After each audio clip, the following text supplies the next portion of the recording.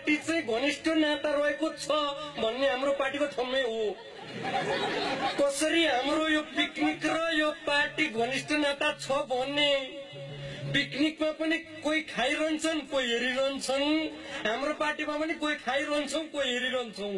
त्यही भएर घनिष्ठ नाता हो। पिकनिकलाई पिकनिकै नठान्नु होला, पिकनिकै ठान्नु भन्ने मेरो धारणा छ भन्नुहुन्छ। ताली बजाउनु होला, ताली जसले बजाउँदैन पिलो आउँछ। साँच्चै बाबुराम आउनुहुन्छ, बाबुराम भट्टराई।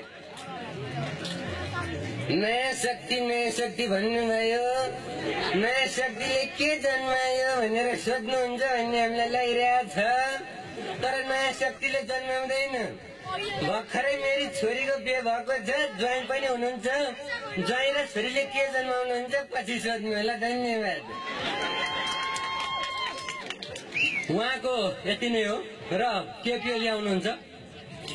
बडो अचम्म लाग्छ, बडो ताजुब लाग्छ, बडो छक्क लाग्छ। यो पिकनिक भन्ने कुरो एक खालको पिकनिकै पनि हो। यसले मान्छे सुताउँछ, उठाउँछ, बचाउँछ, बरबराउँछ, के हुन्छ थाहा छैन। यो चाहिँ मलाई पनि अलिकति बडो रमाइलो लाग्छ। खानुपर्छ, रमाउनु पर्छ। अस्ति सुशीलजीले खानुभयो, अब मेरो पालो।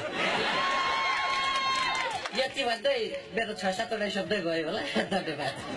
यसरी भन्नुहुन्छ।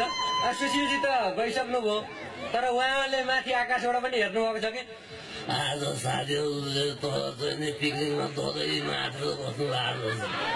यसो गर्दै हुनुहुन्छ त उहाँलाई पनि हाम्रो सड्के सलाम। ठिकै छ, डन्ट माइन्ड। रामचन्द्र पौडेल आउनुहुन्छ। पौडेलले अग्नि पौडेल मेरो आदरणीय सर, आफ्नै मान्छे होइन। 13 दिन नुन पनि बार्नुपर्छ है सर। अनि रामचन्द्र पनि पौडेल हो, उहाँ बाबैलाई चाहिँ बार्नु पर्दैन। फुस्किहाल्यो भने टेन्सन हुँदैन। उहाँ चाहिँ कसरी भन्नुहुन्छ भने चाहिने सबैलाई नमस्कार, सबैलाई जय नेपाल। अब म त खान सक्दिनँ, खाने चिजमा पछि छु। 17 चोटि उठे खान सकिनँ, थुचुक्कै बसे। त्यही भएर खाने चिजमा म बल गर्दिनँ। यति भन्नुभयो, उहाँ पनि जानुभयो। टेन्सन छैन कसैलाई। र धेरै कुरा गर्दिन। नेताहरूले जसरी पनि जे गरेर भए पनि संविधान बनाए।